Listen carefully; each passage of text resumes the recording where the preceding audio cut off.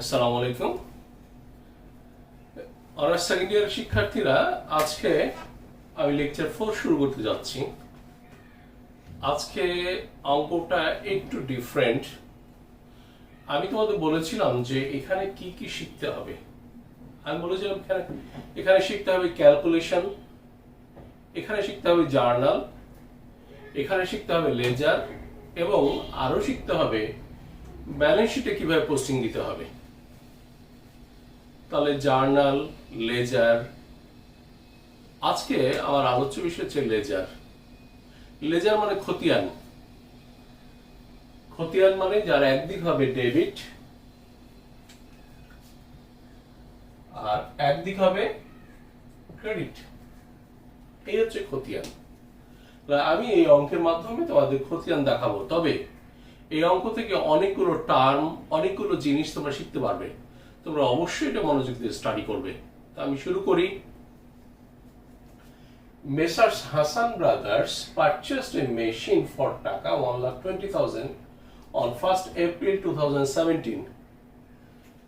খেয়াল করো, সে একটা মেশিন কিনেছে 1,20,000 টাকা দিয়ে এপ্রিল মাসের 1 তারিখে। ডেপ্রিসিয়েশনের ক্ষেত্রে সময় বা তারিখটা অত্যন্ত জরুরি।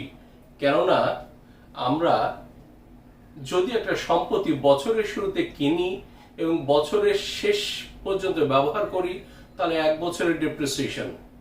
কিন্তু বছরের মাঝে যদি কিনি, তাহলে নিশ্চয়ই 1 বছরের ডেপ্রিসিয়েশন হবে না।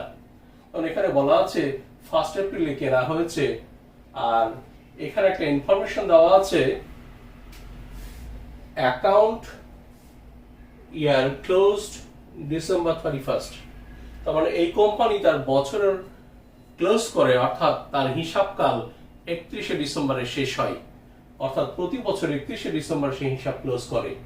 তার মানে এপ্রিল মাসের 1 তারিখ সম্পত্তি কিনেছে, 31শে ডিসেম্বর পর্যন্ত 9 মাস পার হয়েছে। ফলে 2017 সালে আমাদের ডেপ্রিসিয়েশন নিতে হবে 9 মাসের। তার সবসময় খেয়াল রাখবা যে সময়টা অত্যন্ত জরুরি ডেপ্রিসিয়েশন ক্ষেত্রে। তাহলে সম্পত্তি কেনা হয়েছে।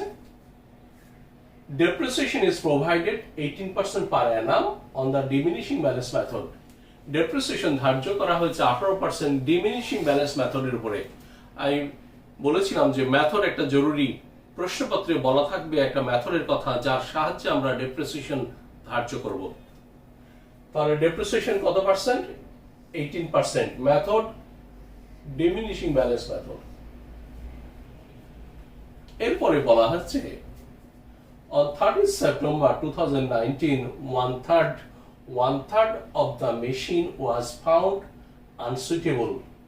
3 ভাগের 1 ভাগ মেশিন আনসুইটেবল, ব্যবহারের অনুপযুক্ত হয়ে গেছে, ব্যবহার করা যাচ্ছে না, and disposed of for টাকা 25,000। তাই এটা 25,000 টাকায় বিক্রি করে দেওয়া হলো। তাহলে একটা সম্পত্তি কেনা হয়েছিল, যার 1/3 বিক্রি করে দেওয়া হলো 2019 সালে। এখানে খেয়াল রাখতে হবে, আমি 2017 সালে কিনেছিলাম আর 2019 সালে বিক্রি করা হয়েছে। তার মানে কিছুদিন ব্যবহারের পর বিক্রি করা হয়েছে। On the same date, a new machine at a cost of টাকা 60,000 was purchased. খেয়াল করো, বলা আছে on the same date, একই ডেটে। on the same date বলতে বোঝানো হচ্ছে 30শে সেপ্টেম্বর। এটাকে মিন করছে। 30শে September a new machine at a cost of টাকা 60,000 was purchased. 2019 সালে 30শে সেপ্টেম্বর একটা মেশিন কেনা হলো 60,000 টাকা দিয়ে। তার মানে ওই বছরে এই মেশিনটা ব্যবহার করা হয়েছে মাত্র 3 মাস। ফলে ডেপ্রিসিয়েশন হবে 3 মাসের। Compute the machine account from 2017 to 2019. এখানে আমরা কমপ্লিট না বলে আমরা বলি প্রিপেয়ার।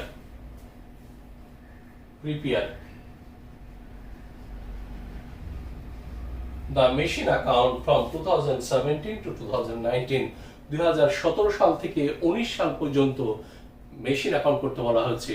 2017 থেকে 19, তার মানে 2017, 2018 এবং 2019।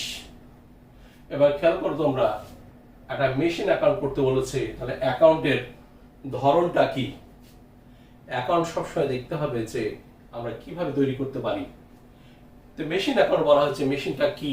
এই দুইটার দিক আছে, একটা ডেবিট একটা ক্রেডিট।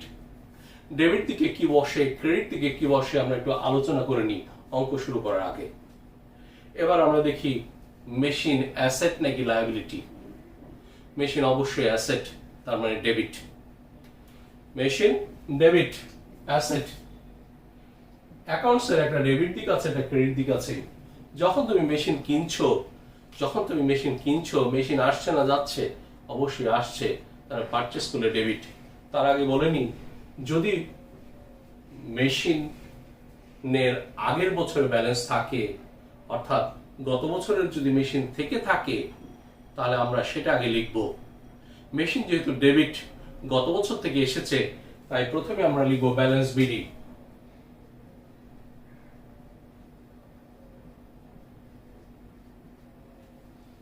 এইবারে আসো মেশিন ডেবিট।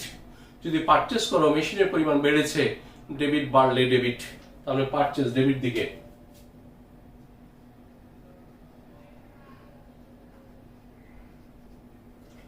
আমরা সম্পত্তি কিনি কি জন্য? ব্যবহার করার জন্য। ব্যবহার করলে তার মূল্য কমবে, এবং ব্যবহার করলে তাকে বলা হয় ডেপ্রিসিয়েশন, অর্থাৎ ডেপ্রিসিয়েশনের ফলে সম্পত্তির মূল্য কমে। অ্যাসেট ডেবিট, ডেবিট কমলে ক্রেডিট।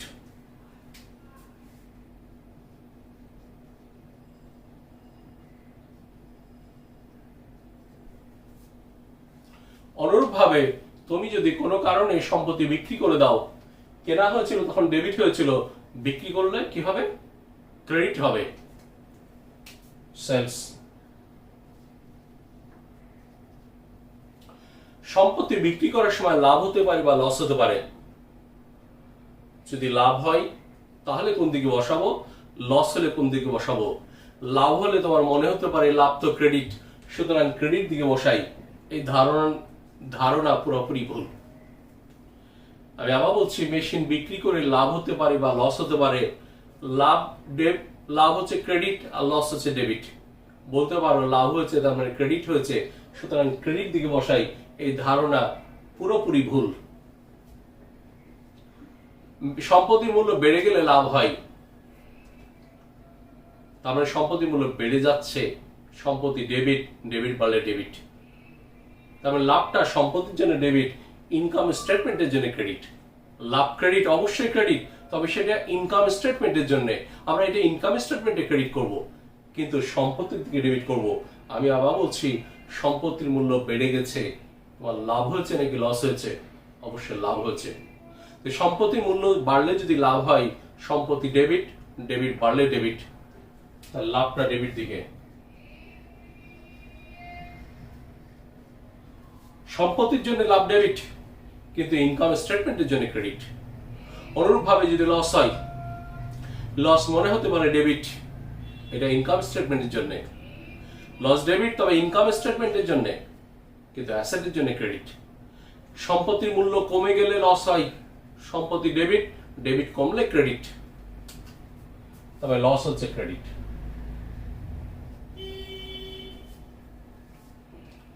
এখন আমরা সম্পত্তি আগে থেকে ব্যালেন্স ছিল, কিনেছি,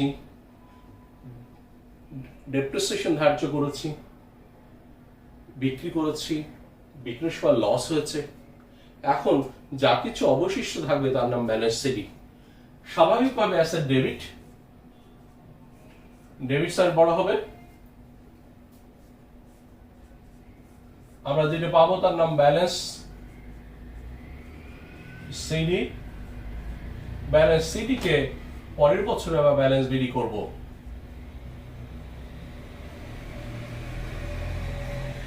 তাহলে মেশিনারি অ্যাকাউন্ট করার এটি হচ্ছে concept.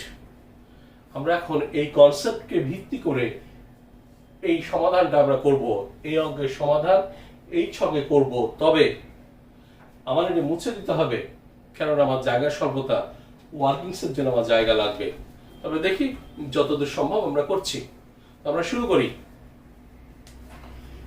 Messrs Hasan and brothers একটা মেশিন কিনেছে, পারচেস মেশিন, তারপরে তার আগে থেকে মেশিন ছিল না, এখন কিনেছে। পারচেস কোন দিকে বসাবো? ডেবিট দিকে। 2017 সেপ্টেম্বর এপ্রিল 1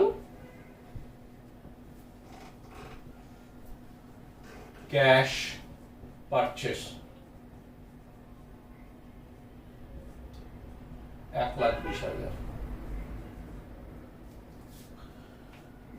পারচেস করা হয়েছে, পারচেস ডেবিট। আমি আবার বলছি, এর আগে থেকে মেশিন ছিল এই কথা কোথাও বলা নাই, পারচেসের কথা বলা আছে। তা আমি ব্যালেন্স বিল লিখবো না, লিখবো কি পারচেস ডেবিট। এরপরে বলা আছে ডেপ্রিসিয়েশন ইজ প্রোভাইডেড 18% পার অ্যানাম। সম্পত্তি কিনলে ডেপ্রিসিয়েশন হবে, ব্যবহার করলে ডেপ্রিসিয়েশন হবে। ডেপ্রিসিয়েশন পার্সেন্টেজ জানা দরকার বা ডেপ্রিসিয়েশনের মেথড জানা দরকার।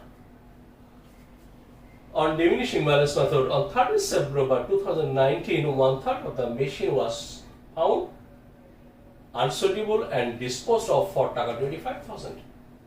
30 সেপ্টেম্বর 2019 সালে 3 ভাগের 1 ভাগ মেশিন বিক্রি করা হয়েছে। 30 সেপ্টেম্বর 2019। আর আমরা কিনেছি 17 সালে। 17 থেকে 19 একসাথে হিসাব করা যায় না। আমি এর আগে বলেছি অ্যাকাউন্টিং ইয়ার 1 মাস হতে পারে, 3 মাস হতে পারে, 6 মাস হতে পারে, 1 বছর হতে পারে, তার চেয়ে বেশি হতে পারে না। 2017 সালে সম্পত্তি কিনেছি, 2019 সালে বিক্রি করেছি, 2 বছর পরে বিক্রি করেছি। তারপরে 2017 সাল আমরা ক্লোজ করব, 2018 সাল ক্লোজ করব, তারপরে 2019 সালে আমরা বিক্রি করব। তাহলে 2017 সাল আগে ক্লোজ করি। আমরা সম্পত্তি কিনেছি 2017 সালের আর কোন ধরনের ইনফরমেশন নাই, তবে সম্পত্তি তো ব্যবহার করেছি, সুতরাং ব্যবহার করলে অবচয় হবেই। তার মানে কোনো ইনফরমেশন না থাকলে ডেপ্রিসিয়েশন হবেই। সুতরাং 2017 সালে কি হয়েছে? আমরা ব্যবহার করেছি বলে ডেপ্রিসিয়েশন হয়েছে। 2017 ডিসেম্বর 31 ডেপ্রিসিয়েশন এক্সপেন্স। খেয়াল করো 2017 সালে এপ্রিল মাসের 1 তারিখে সম্পত্তি কিনেছিলাম, আমরা বিক্রি করেছি কবে? 2017 সালে এপ্রিল মাসের 1 তারিখে সম্পত্তি কিনেছি, আমরা হিসাব ক্লোজ করছি 31 ডিসেম্বর। এপ্রিল থেকে ডিসেম্বর 9 মাস, আমরা সম্পত্তিটা 9 মাস ব্যবহার করেছি। 16,200 টাকা।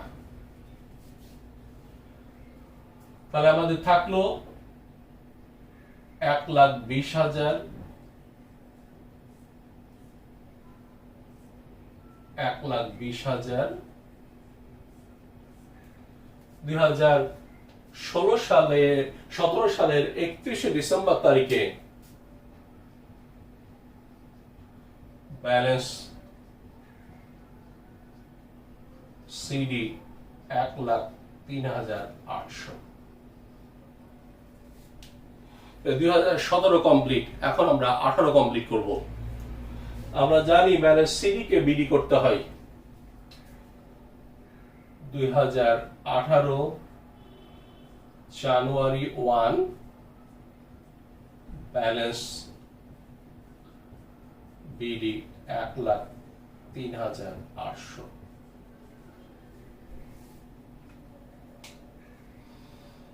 2018 সালে কোন ধরনের কোনো ইনফরমেশন নাই। আমরা 2019 সালে সম্পত্তি বিক্রি করেছি, তাহলে 18 সালে কি করেছি?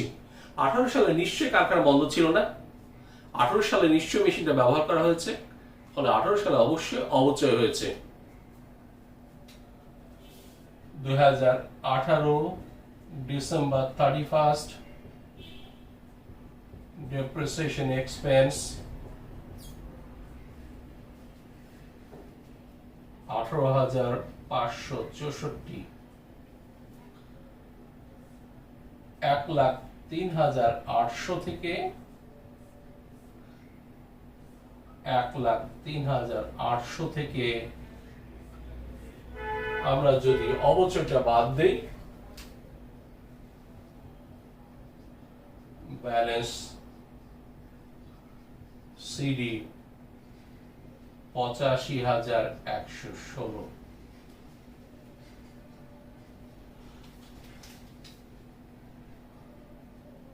684।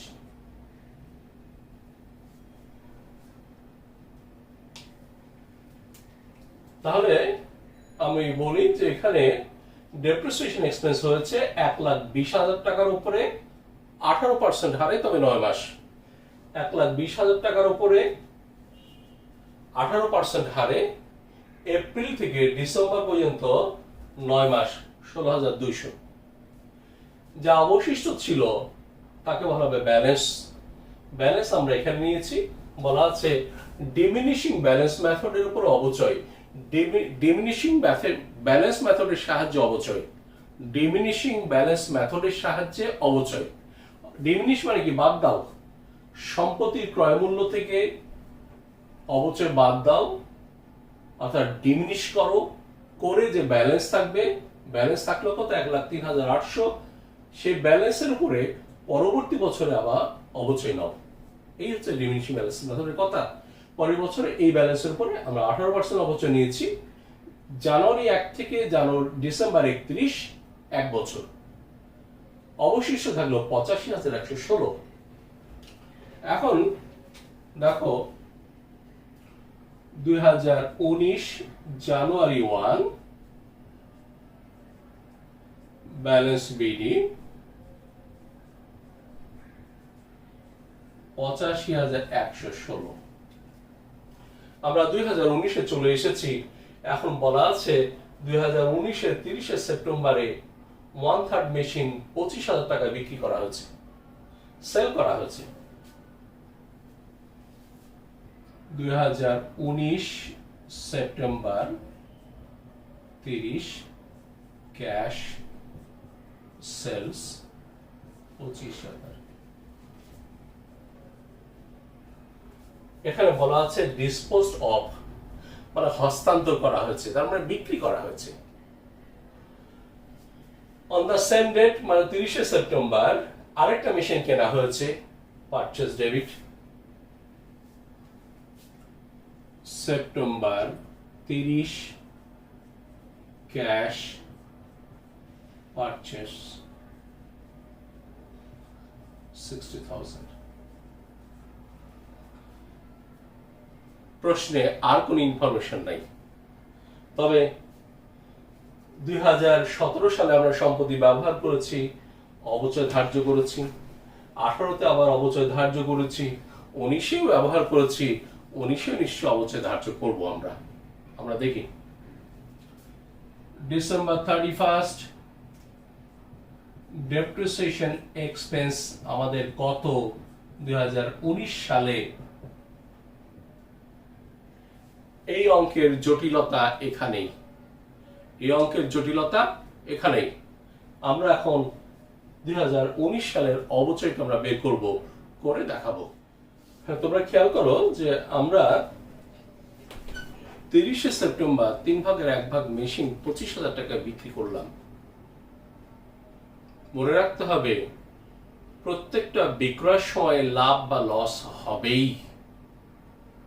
কারণ তুমি একটা মেশিন কিনেছিল 5 বছর আগে, এই 5 বছর ব্যবহার করেছো, 5 বছরে তোমার মতো করেই তুমি ডেপ্রিসিয়েশন ধার্য করেছো। 5 বছর পর তুমি বিক্রি করতে চাও, তুমি তোমার মতো দাম চাইবে, আর আমি যদি ক্রেতা হই আমি আমার মতো দাম বলবো। তোমার সাথে আমার বার্গেনিং করে একটা নির্দিষ্ট দাম ফিক্সড হবে, যে দামে তুমি বিক্রি করবে আমি কিনবো। এতে তুমি লাভবান হতে পারো বা আমি হতে পারি। তুমি লাভবান হওয়া মানে তোমার প্রফিট, আর আমি লাভবান হলে তোমার লস। আর প্রত্যেকটা বিক্রয়ের পিছনে লাভ লোকসান জড়িত। এই যে তুমি 3/1 মেশিন বিক্রি করে দিচ্ছ, এই মেশিনটা বিক্রি করতে গিয়ে তোমার অবশ্যই লাভ অথবা লস হয়েছে। এখন এই লাভ লস কিভাবে নির্ধারণ করবে? অবশ্যই লাভ লস নির্ধারণ করবে যে ডেটে সম্পত্তি বিক্রি করছো তার মূল্যের সাথে বিক্রয় মূল্য তুলনা করে। ধরো তুমি 2 বছর আগে একটা গাড়ি কিনেছো আর 2 বছর পরে বিক্রি করছো, 2 বছর ব্যবহার নিশ্চয় করেছো, 2 বছর নিশ্চয় দাম কমেছে, তাহলে 2 বছরের অবচয় বাদ দিয়ে যে মূল্য থাকবে তাকে বলা হবে বুক ভ্যালু। যে বছর ক্রয় করা হয় তার নাম হচ্ছে কস্ট, যে বছর ক্রয় করা হয় তাকে বলা হবে কস্ট। প্রথম বছর অবচয় বাদ দিবে, বাদ দেওয়ার পর যেটা থাকবে বুক ভ্যালু। দ্বিতীয় বছর অবচয় বাদ দেওয়ার পর যা থাকবে তার নাম বুক ভ্যালু। অর্থাৎ অবচয় বাদ দেওয়ার পর আর কস্ট শব্দটা ব্যবহার করা যাবে না, তার নাম হয়ে যাবে বুক ভ্যালু। এই বুক ভ্যালুর সাথে সেলস প্রাইস তুলনা করবে। যদি সেলস প্রাইস বেশি হয় তাহলে তোমার প্রফিট হয়েছে, কম হলে লস হয়েছে।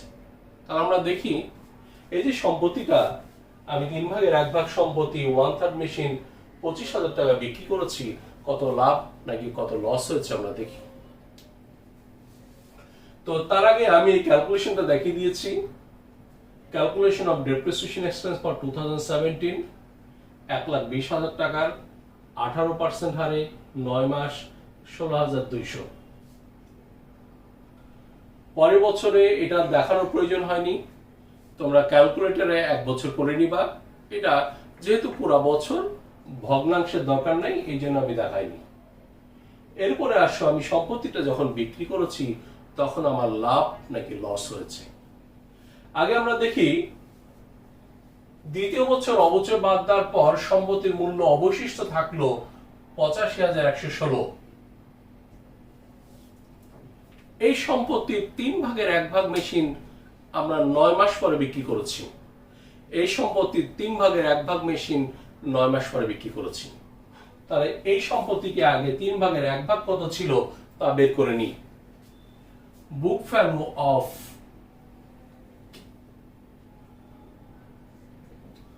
one-third machine on January 1, 2019 2019 সালের জানুয়ারি মাসের 1 তারিখে 3/1 মেশিনের বুক ভ্যালু কত ছিল? 85,116 টাকার 3/1 28,372 টাকা। এই জানুয়ারি মাসে যে সম্পত্তিটা ছিল তার 3/1 আমরা বিক্রি করছি, তাই 3/1 মূল্য কত ছিল? 3 দিয়ে ভাগ করে দিলাম। এবার প্রশ্ন হচ্ছে আমি কখন বিক্রি করেছি? আমি বিক্রি করেছি 30শে সেপ্টেম্বর, তবে 9 মাস ব্যবহার করেছি। 9 মাস ব্যবহার করেছি, তাই 9 মাসের ডেপ্রিসিয়েশন কত হবে? ডেপ্রিসিয়েশন এক্সপেন্স 28,372 টাকার 18% হারে 9 মাসের 3,830 টাকা। তারপরে জানুয়ারি মাসে যার মূল্য ছিল 28,372 টাকা, যেহেতু আমি সেপ্টেম্বর পর্যন্ত ব্যবহার করেছি, 3 মাস ব্যবহার করেছি, 3 মাস ব্যবহার করার শেষে আমার মূল্য আছে 24,542 টাকা। কত আছে? 24,542 টাকা। এই 24,542 টাকা অর্থাৎ তোমার অবচয় বাদ দেওয়ার পর তোমার সম্পত্তির মূল্য অবশিষ্ট আছে 24,542 টাকা, অথচ বিক্রি করছো 25,000 টাকায়, বেশি মূল্যে বিক্রি করেছো, তার মানে লাভ হচ্ছে। Sales price of the machine 25,000, book value 24,545, সুতরাং প্রফিট হয়েছে আমাদের 458 টাকা। 458 টাকা প্রফিট হয়েছে। আমি আবার বলছি, যখনই সম্পত্তি বিক্রি করবে লাভ বা লস অটোমেটিক্যালি চিন্তা করতে হবে। প্রশ্ন লেখা থাক আর না থাক, তোমাকে অবশ্যই ভাবতে হবে এই সম্পত্তি বিক্রি করে লাভ হয়েছে নাকি লস হয়েছে। আর লাভ লস বের করবা সেলস প্রাইসের সাথে বুক ভ্যালু তুলনা করে। বুক ভ্যালু কিভাবে পাবে? ডেপ্রিসিয়েশন বাদ দেওয়ার পর, অর্থাৎ যেদিন বিক্রি করছো সেই দিন পর্যন্ত ডেপ্রিসিয়েশন বাদ দেওয়ার পর যে মূল্য তার নাম হচ্ছে বুক ভ্যালু। তার সাথে সেলস প্রাইস তুলনা করো। সেলস প্রাইস বড় হলে প্রফিট, ছোট হলে লস। আমাদের সেলস প্রাইস বড় হয়েছে তাই প্রফিট। প্রফিট কোন দিকে বসাবো? ডেবিট দিকে। কোন দিকে? ডেবিট দিকে। আমি বলেছিলাম সম্পত্তি বেশি মূল্যে বিক্রি করেছো, এটা তোমার লাভ। লাভটা ইনকাম স্টেটমেন্টের জন্য ক্রেডিট। তো সম্পত্তির মূল্য বেড়ে গেছে, সম্পত্তি ডেবিট, ডেবিট বাড়লে ডেবিট, অর্থাৎ সম্পত্তি বেড়েছে, এটা তোমার লাভ ইনকাম স্টেটমেন্টের জন্য, ইনকাম স্টেটমেন্টে ক্রেডিট, কিন্তু অ্যাসেট অ্যাকাউন্টে ডেবিট। সেপ্টেম্বর 30 ইনকাম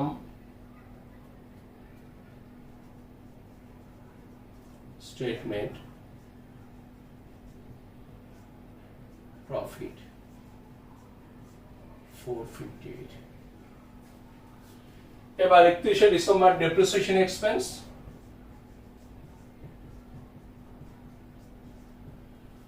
সম্পত্তি ব্যবহার করা হচ্ছে, ফলে বছর শেষে ডেপ্রিসিয়েশনের কথা মাথায় রাখতেই হবে।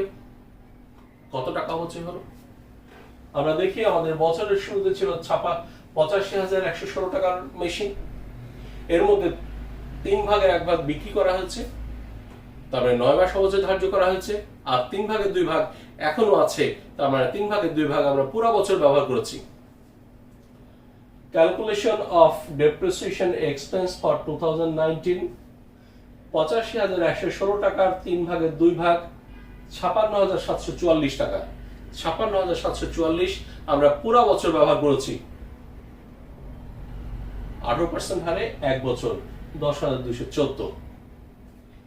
আর 3 ভাগের 1 ভাগ মেশিন আমরা 9 মাস ব্যবহার করে বিক্রি করেছিলাম, তার উপর অবচয় ছিল 3,830। আরেকটা মেশিন কিনেছি আমরা, বলা ছিল 30শে সেপ্টেম্বর আরেকটা মেশিন কিনেছি 60,000 টাকা দিয়ে। কত টাকা দিয়ে? 60,000 টাকা দিয়ে। 30শে সেপ্টেম্বর যেহেতু কিনেছি, তার মানে সেপ্টেম্বর বাদ অক্টোবর, নভেম্বর, ডিসেম্বর 3 মাসের অবচয় হয়েছে 2700 টাকা। অর্থাৎ ডেপ্রিসিয়েশন এক্সপেন্স ফর 2019 16,744 টাকা।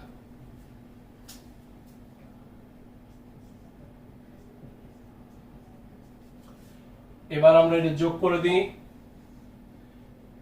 1,45,574,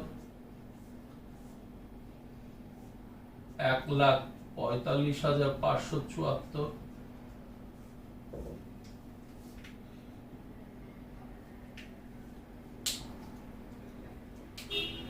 December 31st, balance CD 1,03,830। অর্থাৎ 2019 সাল শেষে আমাদের সম্পত্তির অবচয় আছে কত? 1,03,830। আমাদের বলা হয়েছিল 2017 থেকে 19 পর্যন্ত করতে, আমরা 17 করেছি, 18 করেছি, 19 করেছি। তবে অ্যাকাউন্টিং এ অটোমেটিক্যালি মানে সিডিটাকে বিডি করতে হয়, না বললেও করা উচিত। 2020 জানুয়ারি 1 ব্যালেন্স বিডি 1,03,830। তাহলে শিক্ষার্থীরা, আজকে ডেপ্রিসিয়েশন চ্যাপ্টারের লেজারের জন্য এটা একটা উদাহরণ ছিল। তবে এই উদাহরণের সাহায্যে তোমরা অনেক কিছু শিখেছো। তোমরা জানতা প্রফিট ক্রেডিট, আর সেই কনসেপ্ট থেকে যদি ক্রেডিট করা হয় অ্যাসেটের জন্য তাহলে ভুল হবে। প্রফিট ক্রেডিট, তবে সেটা ইনকাম স্টেটমেন্টের জন্য, অ্যাসেটের জন্য ডেবিট। কেননা অ্যাসেটের মূল্য বেড়েছে বলে তো প্রফিট। অ্যাসেট ডেবিট, অ্যাসেটের মূল্য বেড়ে গেছে, ডেবিট বাড়লে ডেবিট, তার মানে অ্যাসেটের বাড়তি মূল্যটা অ্যাসেটের জন্য ডেবিট, আর এটা তোমার প্রফিট ইনকাম স্টেটমেন্টের জন্য। অনুরূপভাবে তোমরা জানতা লস ডেবিট, এটা ইনকাম স্টেটমেন্টের জন্য, কিন্তু অ্যাসেটের জন্য ক্রেডিট, কারণ অ্যাসেটের মূল্য কমে গেছে। আরো জেনেছো একটা সম্পত্তি বিক্রি করা হলে কতখানি লাভ হবে নাকি লস হবে তা ক্যালকুলেশন করতে হবে। এটা প্রশ্নে বলা থাক আর না থাক, তুমি জানো যে কোনো জিনিস বিক্রি করবা একটা নির্দিষ্ট প্রাইসে, ওই প্রাইসে বিক্রি করতে গিয়ে তোমার লাভ বা লস হতেই পারে, এটা ক্যালকুলেশন করতে হবে। আর লাভ লস ক্যালকুলেশন করতে হবে বুক ভ্যালুর সাথে সেলস প্রাইস তুলনা করে। আরেকটা বিষয় মনে রাখতে হবে যে আমরা এখানে দেখতে পাচ্ছি 2017 থেকে স্ট্রেট 2019 এর ইনফরমেশন আছে, 17 পরে আর কোনো ইনফরমেশন নাই। আমরা ইচ্ছা করলেই 17 থেকে 19 একটা ছকে একটা জায়গায় লিখতে পারি না, কেননা অ্যাকাউন্টিং এর সর্বোচ্চ 1 বছরের, অ্যাকাউন্টিং এর সর্বোচ্চ 1 বছরের 17 থেকে 19 বলেছে, 17 থেকে 19 তার মানে 17 কমপ্লিট করতে হবে, 18 কমপ্লিট করতে হবে, তারপর 19 কমপ্লিট করতে হবে। এর সাথে আরো খেয়াল রাখতে হবে, আমরা অবশ্যই যখন ধার্য করেছি কখনো 3 মাস ব্যবহার করেছি, কখনো 9 মাস, কখনো 1 বছর। তাহলে এখানে এই অঙ্কটা অনেক ছোট, কিন্তু এখানে লক্ষণীয় বা শেখার অনেক বিষয় আছে। আশা করি তোমরা মনোযোগ দিয়ে স্টাডি করবে এবং কোনো ধরনের সমস্যা থাকলে কমেন্ট বক্সে তা জানাবে। আজকের মতো আল্লাহ হাফেজ। পরের ক্লাসে আবার নতুন অঙ্ক নিয়ে হাজির হব।